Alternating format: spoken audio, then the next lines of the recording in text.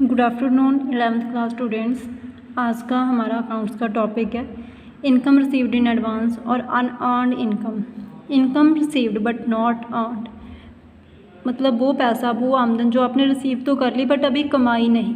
Against which sale of goods और services is जट to be made, मतलब जो पैसा आपने ले लिया उसके बदले में अभी आपने या तो गुड्स सेल करने हैं या कोई सर्विस प्रोवाइड करनी है, is called income received in advance. जैसे कि एग्जांपल ले लेते हैं कि आप ट्यूशन पढ़ रहे हो, वहाँ पे आपने पूरे साल की फ़ी एडवांस में दे दी, तो अभी मतलब आपके टीचर ने आपको पढ़ाना तो है, वो चीज़ तो पेंडिंग है, वो सर्विसेज मींस उन्होंने आपको वो भी प्रोवाइड करने हैं। तो ये आपका क्या है, मतलब उस टीचर की तरफ से देखें तो उनको जो पैसा आपने दिया है वो क्या है, उनका इनकम रिसीव्ड इन एडवांस, और आपका क्या है, वो एक्सपेंस इन एडवांस।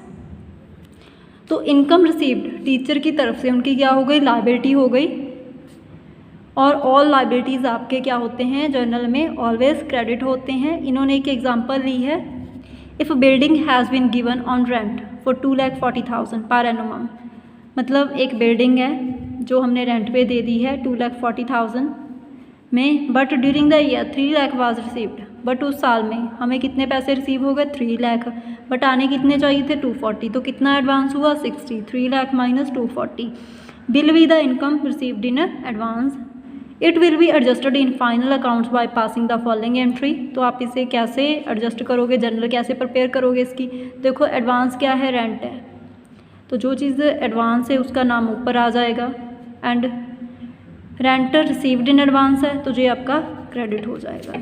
अगर ये एडवांस ना होता, सिंपल आपको इनकम अर्न हुई होती, रेंट रिसीव हुआ होता, फिर जहाँ पे हम कैश लिखते, जहाँ पे रेंट रिसीव्ड लिखते, इन एडवांस और रेंट फिर जहाँ से कट हो जाता।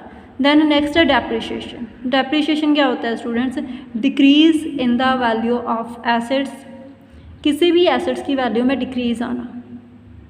जैसे कि मशीन की एग्जांपल ले लो, उसको आप कॉन्टीन्यूसली यूज़ करते रहोगे तो उसकी वैल्यू है जो स्लोली डाउन होती जाएगी ड्यू टू यूज़, तो जो उसकी वैल्यू डाउन हो रही है उसको आप क्या बोलोगे, depreciation. Due to use of fixed assets value of these assets decrease every year, fixed assets को यूज़ करने के कारण उनकी वैल्यू हर एक साल कम होती रहती है। This fall in value is called depreciation, वही जो वैल्यू कम हो रही है उसको हम क्या बोलते हैं, depreciation. The topic is discussed later in the separate chapter on depreciation. Depreciation के ऊपर एक पूरा चैप्टर है, वो हम बाद में पढ़ेंगे। तो जब डेप्रिशिएशन का कोई मतलब क्वेश्चन आता है तो आप जनरल एंट्री कैसे करते हो, डेप्रिशिएशन अकाउंट डेबिट, क्योंकि डेप्रिशिएशन आपका कैश लेस एक्सपेंस है जो नॉन कैश एक्सपेंस है, बट एक्चुअल में आपको लॉस तो होता है, आपकी चीज़ की वैल्यू तो डिक्रीज़ होती ही है, तो इसीलिए हम डेप्रिशिएशन को डेबिट करते हैं। जिस भी एसेट्स की वैल्यू डिक्रीज़ होएगी, मान लो कि मशीनरी की वैल्यू डिक्रीज़ हुई है, तो जहाँ पे क्या आएगा, डेप्रिशिएशन तो आएगा ही आएगा। फिक्स्ड एसेट्स की जगह फिर आप क्या लिखोगे, टू मशीनरी अकाउंट। अभी हम आपकी 10th इलस्ट्रेशन देख रहे हैं ताकि हमने जो सारे कंसेप्ट आपके पढ़े हैं वो आपको ईजिली क्लियर हो जाएँ। फर्स्ट है interest due but not received. Interest due but not received means income जो अर्न होनी थी, जो पैसा आपने कमाया था वो अभी आपको नहीं मिला, तो ये क्या हो गया, एक्रूड इनकम। एक्रूड इनकम क्या होता है, आपकी एसेट्स होता है, तो ऑल एसेट्स हम क्या करते हैं, डेबिट करते हैं, क्योंकि जो आपकी एसेट्स बढ़ रही है तो क्या आएगा, accrued interest account debit to interest account 4,000 being interest due but not received. Then next है salaries due to staff. Salary due है स्टाफ के प्रति, मींस अभी हमने स्टाफ को सैलरीज पे करने हैं, तो दैट मीन क्या है, आपका आउटस्टैंडिंग एक्सपेंस है, सैलरी डेबिट हो जाएगा, आउटस्टैंडिंग एक्सपेंस अकाउंट आपका, आउटस्टैंडिंग सैलरी अकाउंट आपका क्रेडिट हो जाएगा, क्योंकि ये आपकी लायबिलिटी है। सैलरीज डेबिट 25,000, क्योंकि सैलरी हमारा एक्सपेंस है, नॉमिनल अकाउंट के अंडर ऑल एक्सपेंस हम डेबिट करते हैं। आउटस्टैंडिंग सैलरी हमारी लायबिलिटी है, जनरल में ऑल लायबिलिटीज़ क्या होते हैं, आपके क्रेडिट होते हैं। Being salaries due to staff. Out of the rent paid this year 2,000 relate to next year. आपने जो रेंट इस साल पे किया है उसमें से 2,000 आपका फ्यूचर के साथ लिंक्ड है, तो 2,000 क्या हो गया, एडवांस हो गया, प्रीपेड, जहाँ आप एडवांस भी लिख सकते हो, जहाँ पे advance rent account, prepaid rent account, जी आपकी एसेट्स है, कोई भी एडवांस एक्सपेंस होता है आपकी एसेट्स होती है, तो assets account debit to rent account.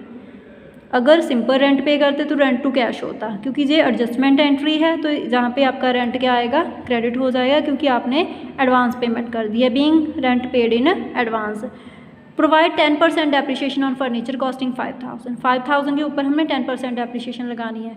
तो क्या करोगे आप 5000 का 10% कर लोगे। वैसे तो आपको आता ही होगा, बहुत ही ईजी चीज़ है, बट फिर भी मैं करके दिखा रही हूँ, अगर किसी को बाय चांस कोई चीज़ स्किप हो तो पता चल जाए। ऐसे आप परसेंटेज कैलकुलेट करोगे, परसेंटेज का अब नीचे 100 आ जाता है, तो 500 आपकी डेप्रिसिएशन आ गई। किस चीज़ पे चार्ज कर रहे हो? फर्नीचर पे। तो depreciation account debit 500 to furniture account 500 being depreciation provided on a furniture. Goods use in making furniture, furniture prepare करने में हमने गुड्स यूज़ किए हैं, उनकी सेल प्राइस 2000 है, कॉस्ट कितनी थी? 1500। तो अगर उन चीज़ को सेल करते तो इस प्राइस को कंसिडर करना था, बट अभी बिजनेस के लिए यूज़ हुई हैं तो हम क्या करेंगे? कॉस्ट को कंसिडर करेंगे।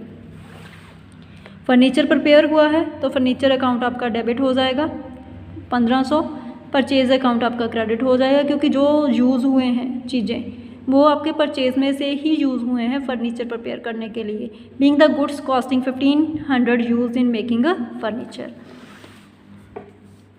Received commission of 10,000 by cheque, half of which is in advance. आपने टोटल 10,000 रिसीव किया है कमीशन का, जिसमें से हाफ एडवांस है, मीन्स हाफ आपका है, हाफ आपकी लायबिलिटी है। जी आपकी लायबिलिटी है जो एडवांस है।